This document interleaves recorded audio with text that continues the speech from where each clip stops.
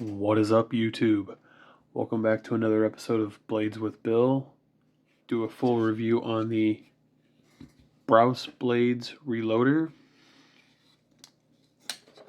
We have, I don't know how well you can see it.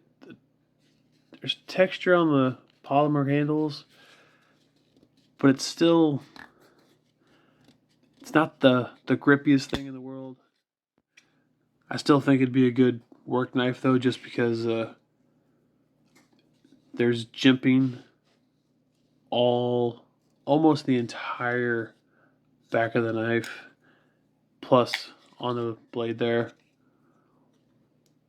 In your hand, it's locked in your hand. It's a D2 blade, so it should be tough enough for most jobs. I wouldn't want to do this or use this knife if I was working on, like, the ocean or something. It wouldn't last very long, even with a coating. It's D2.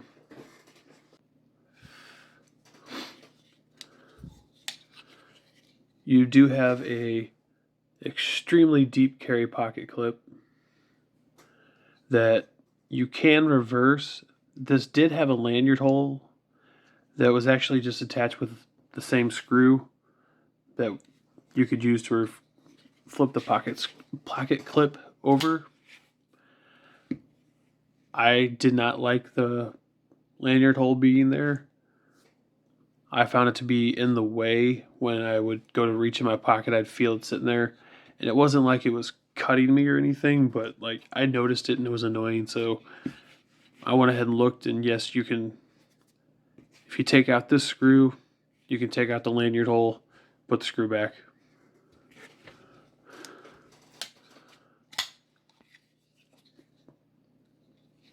That was pretty much my only complaint about this knife. It is,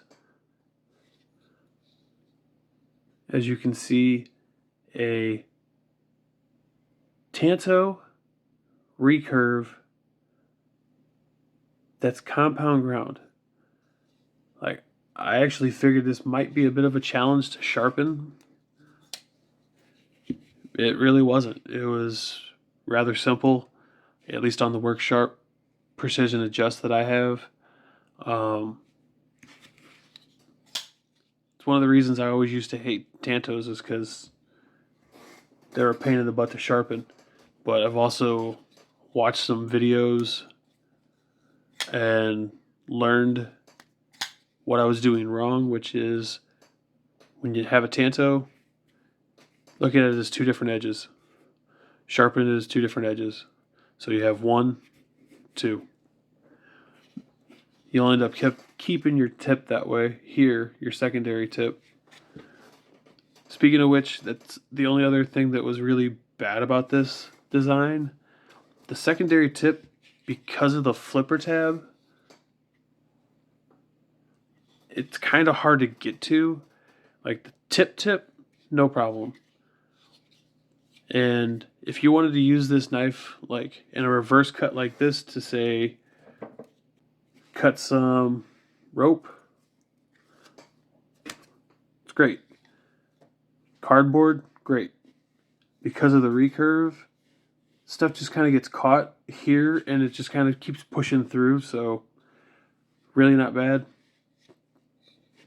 It's not the sliciest blade in the world, but again, it wasn't that bad to sharpen. On a actual, like, hand sharpening, this knife might be horrible. I have no idea. I've never been good at hand sharpening, so to anyone who can do it well, respect to you. I've never been able to do it. Actually, kind of, since I'm doing this whole YouTube knife thing, I have actually been thinking about getting my stone out and trying to learn again, figure out what I'm doing wrong. Just take my time with it, I guess. But anyway, that's a whole nother thing. So I do believe that this knife would be good for a work knife. I do. I used to work in a 55-gallon steel drum factory, and we would get in cardboard to put between the barrels that we would load onto trailers. I would have to cut the strapping, the thick plastic strapping that they would use to bind all the cardboard together. If I had this knife back then, this would have been my leave it in my vehicle when I walk in the door, before I walk in the door to go to work. This would have gone into my pocket, and this would have worked great every time. Snap, snap, snap. It wouldn't have slid off. That was the issue. Like, I'm not a fan of serrated blades or partially serrated blades. So something like this would have been great for that.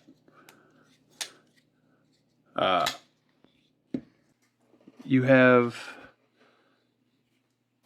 an overall length of about 8.3 inches, a closed length of 4.75 inches, and it's a 3.5-inch D2 blade. So it's not the smallest knife. It's not the biggest knife. I personally bought it because to me it kind of looked like something Batman would be carrying. That all curved like it is. But again, the ergos really aren't bad. It feels pretty good in the hand. Either way, if you want to take and hold it that way, which it's probably got more of a tactical vibe to it, which is probably what the designer was going for. But like I said, you could probably use this real easy as a work knife. So, do a little size comparison. I've only got a few things that are kind of close in size. So, we have the Spyderco Manix 2. Lightweight, which lightweight or the other, with G10 handles would be same length and everything.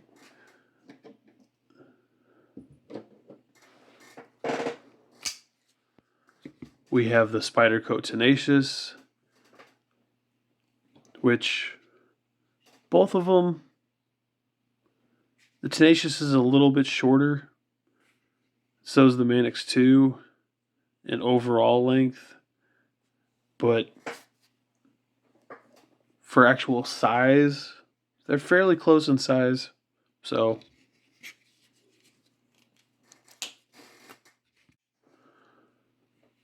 the Hogue K320 Nitron, SIG.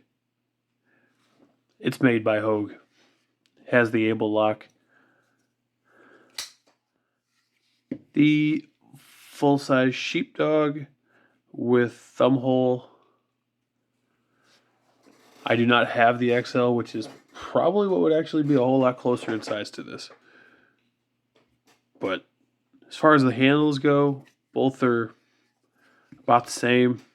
They kind of have that same curve to them that makes them nice and comfortable in the hand. Last two we're going to do here, we have the Benchmade Griptilian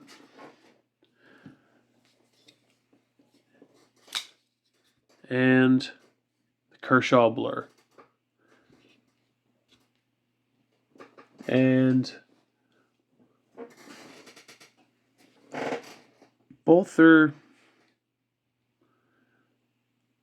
shorter. You definitely get a little more cutting surface with this blade, especially with the recurve and then the Tanto.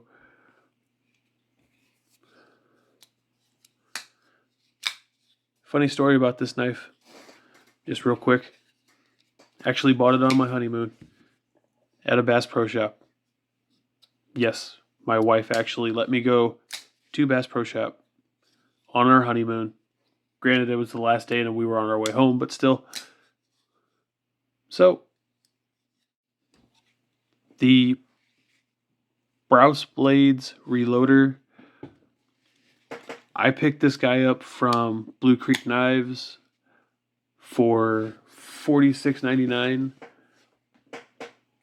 If you are looking for a hard work knife and you do a lot of cutting rope, any kind of, like I said, you want to do any kind of like pull cuts you do for work, cut cardboard, stuff like that, it's a good knife. It's not really, for as big as it is, it's not that heavy.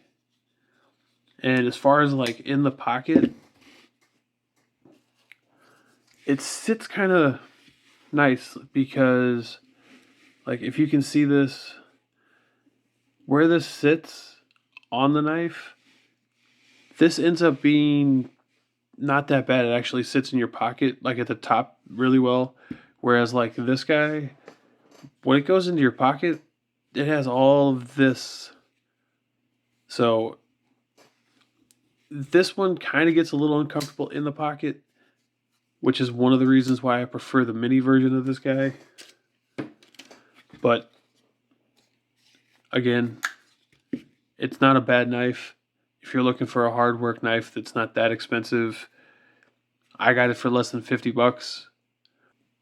And Blue Creek Knives does do free domestic shipping on all knife orders. So that's actually awesome. It doesn't matter at minimum. So go check them out. Almost forgot again. If you liked the video, give me a thumbs up. Subscribe. Hit the bell notification so you get notified every time I release a new video here on YouTube. You can also follow me on Instagram at Blades with Bill. You can find me on Facebook as Blades with Bill. And I've actually got my own Facebook page now that is Blades with Bill. So feel free to go check out all my socials.